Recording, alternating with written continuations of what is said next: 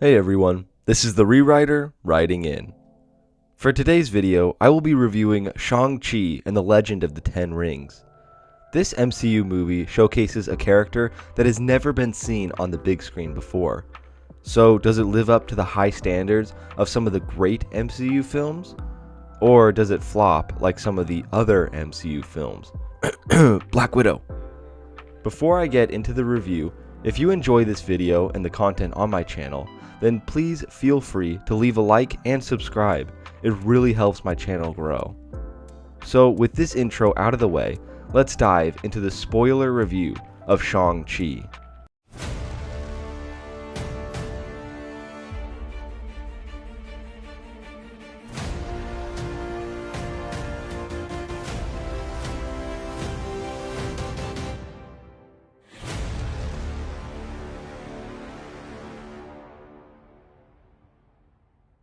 Of course, let's start with the positives. The aspect of this film that I love are the fight scenes and martial arts choreography. The fights look incredible, characters deflecting and offering counterattacks in true kung fu style. One thing that sets these fights above many other fights in different movies is how the camera stays focused on the characters and isn't violently shaking around and cutting to different scenes like close-up shots or the camera just moving too fast. When these things happen, it makes the fights incomprehensible because I can't track the characters in the fight, and it's almost like I have to imagine how the fight went down because the camera was moving too fast for me to process everything. But Shang-Chi avoids this, making the fights not only visually exciting and well choreographed, but actually comprehensible. Now, another aspect that I enjoy is the soundtrack. While I don't usually discuss soundtracks in my reviews, this aspect takes a large role for me in deciding if I liked the movie or not. To me, a soundtrack can either make or break a film.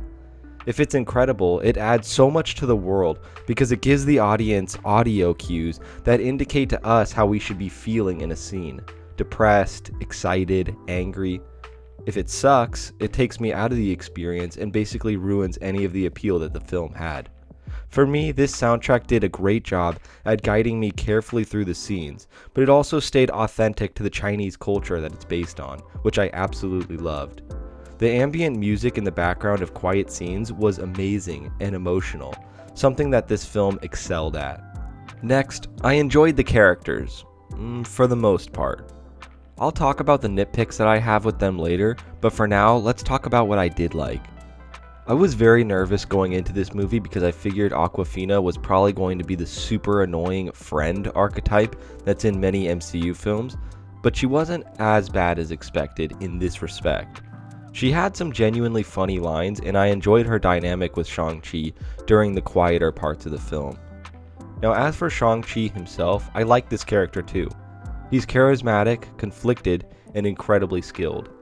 He ran away from his father at an early age and learned how to adapt and survive on his own. I also like the fact that he's this incredible fighter, being trained as an assassin since he was a young boy, but yet still knows how to chill and hang out with his friends. The movie doesn't take this character too seriously, and I actually like that.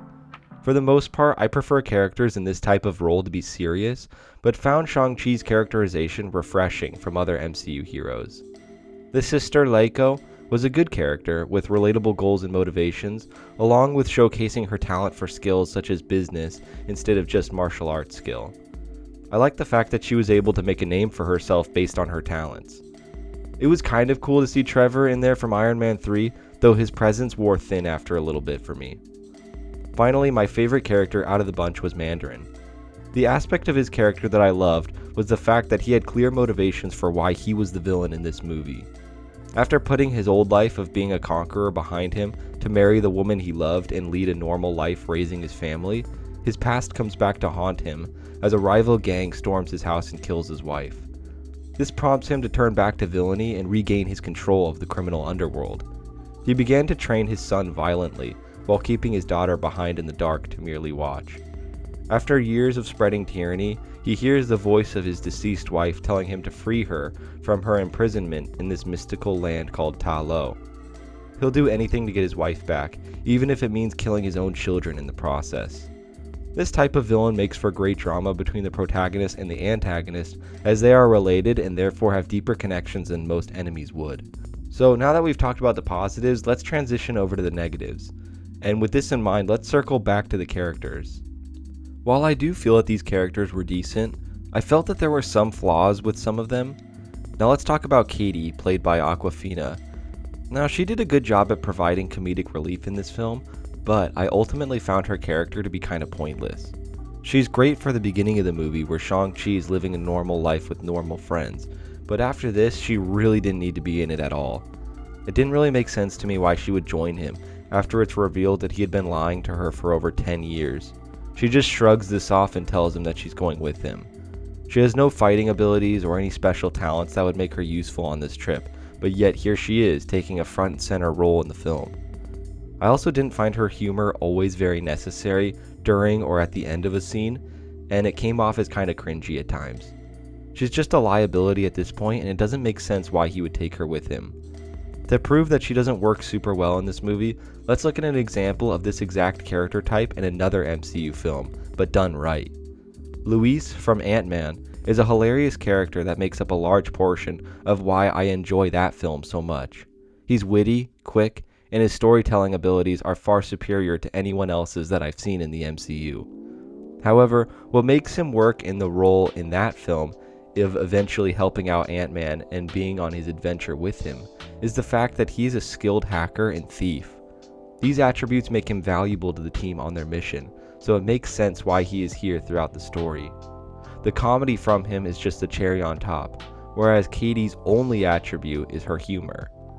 And then just to make things worse, they turn her into a Mary Sue that takes down the main villain of the movie with an incredible arrow shot even though she had only practiced a couple times for a day. Why they took this direction is beyond me, and I found myself just rolling my eyes over this situation. So next, let's talk about Leiko. While I like the fact that she's a strong character with other talents aside from just being a good fighter, I ultimately felt that her role in this film was political. I don't understand why every movie feels the need to make one female character have to rise above male determination to bring her down. In this movie, she was never given the opportunity to train because she's a girl, and therefore trained herself. I understand that making a strong female character is important, and I'm all for that, but I just don't feel like it's necessary to have this same type of arc for the majority of female characters in movies like this. I don't go to a Marvel movie to have politics shoved down my throat. I go to see a great action movie with great storytelling. This is why I really didn't enjoy Black Widow, because the whole movie just felt like some political agenda, and not a celebration of the comic book character.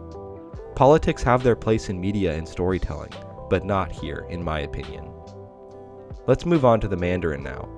Like I said previously, I really enjoyed this rendition of the Mandarin, but there's one big flaw they made with this character that I felt was a huge mistake. Throughout the movie, Mandarin is shown to be this incredibly powerful and fierce warrior, and when push comes to shove, will do anything to anyone who gets in his way. The tension between him and Shang-Chi is palatable, and I couldn't wait to see how this would end. However, the movie decides to pull a 180 and introduces this other monster extremely late into the movie that becomes the main villain in the last 10 minutes. Why would they do this? They had a great villain on their hands with so much potential for an emotional and hard-hitting finale, but they threw that away for some random CGI monster that is barely mentioned in the movie.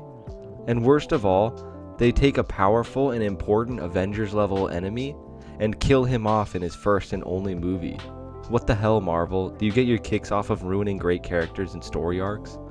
I just don't understand why they would possibly do this.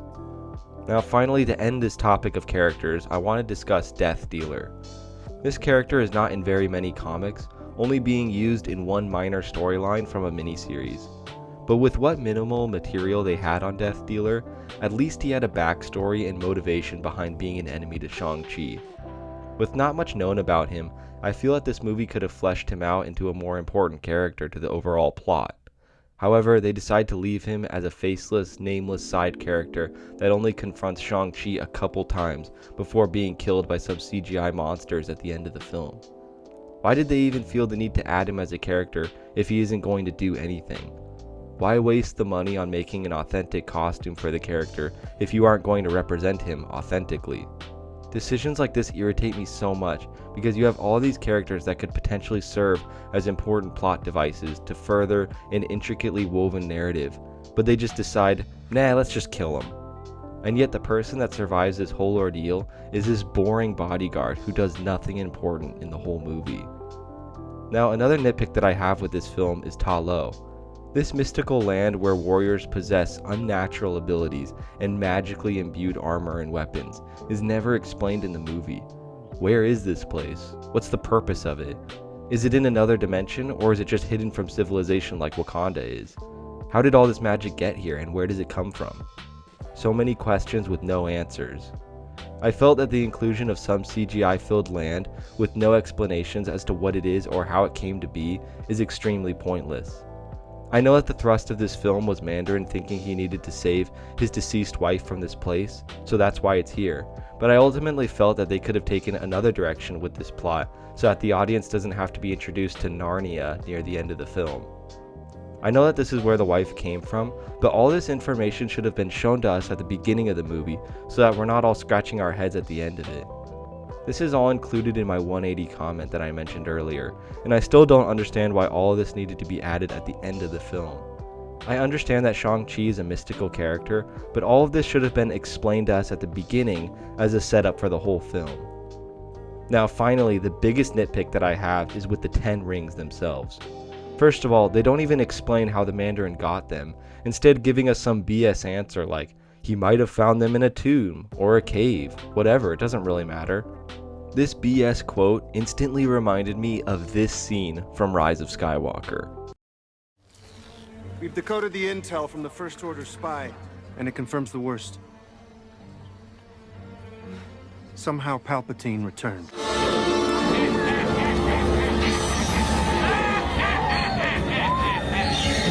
Hello, Star Wars Weekends fans! How you doing? This is such a lazy way to not include important plot details and character building. Now the second thing that bothers me is that they never explain where these rings came from, who made them, and what their main purpose was. If you're going to have these powerful weapons that are supposedly central to the plot, even though in the end they weren't, then we as an audience need to understand their origin. A good example of doing this right is in Lord of the Rings: Fellowship of the Ring, where in the first scene, we are shown exactly what the One Ring is, what its purpose is, and why it was created. Showing us these details would have allowed us to see the incredible power that these 10 rings possess, and why we should be afraid of Mandarin having them. I understand that these rings are going to play a role in this upcoming phase, and they want to keep some things a mystery. However, by the end of a film that has these 10 rings in the title, we should know way more about them than we end up knowing. Now, another thing that they got wrong is that they turned these finger-sized rings into bracelets. The one simple thing you had to do was actually make them rings, but they couldn't even get that right. Now look, I get that they were trying to prevent another Infinity Stones type storyline. However, if you're going to adapt this particular story, you need to do it faithfully, or else it just turns out bland like it did here. And lastly, and the biggest flaw of these rings, was the fact that in the comics, each of these rings has their own power, making Mandarin an intimidating foe because of all the abilities that he possesses with these rings. However, in this movie, all the rings do the same thing. There are no powers associated with each ring. All they do is shoot off his arm and come back to him. Now that's pretty mundane if you ask me. So let me read off what each of these rings do in the comics so that you can see how neutered they are here. Remaker. This ring allows him to manipulate the atomic and molecular structure of matter, allowing him to transform the surrounding air to poison, solidify gas that allows him to trap opponents in cement-like material, and alter his appearance. Influence. Allows him to generate and project various beams of concussive force, as well as project waves of high-intensity sound. Spin.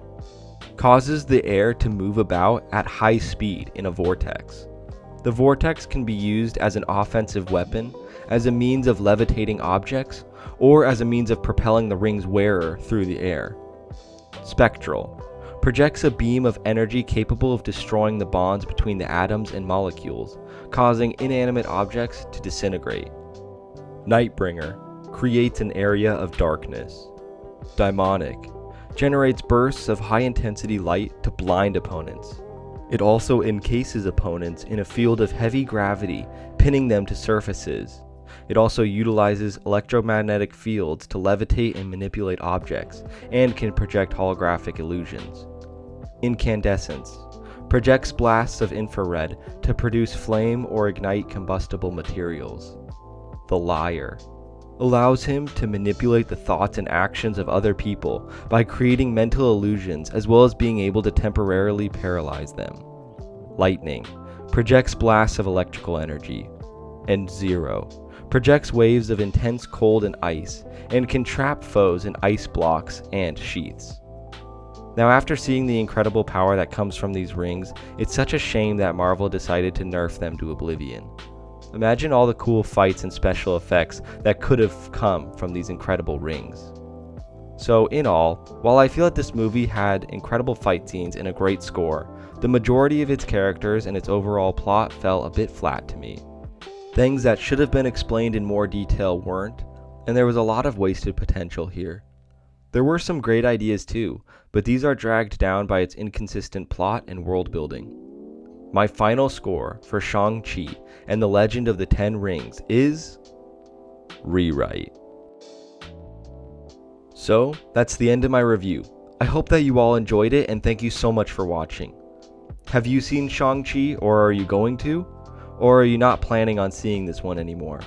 Let me know all of your thoughts in the comments below. Also, if you enjoy gaming streams and want to hang out and chat with me, then feel free to check out my second channel, Rewriter Gaming, where I stream Tuesdays, Thursdays, and Saturdays from around 7 to 9 p.m. The link for that will be in the description below. If you enjoyed this video, please leave a like. If you enjoy this type of content and want to see more, then please feel free to subscribe to the channel. Thanks again, everyone, and this is the Rewriter, writing out.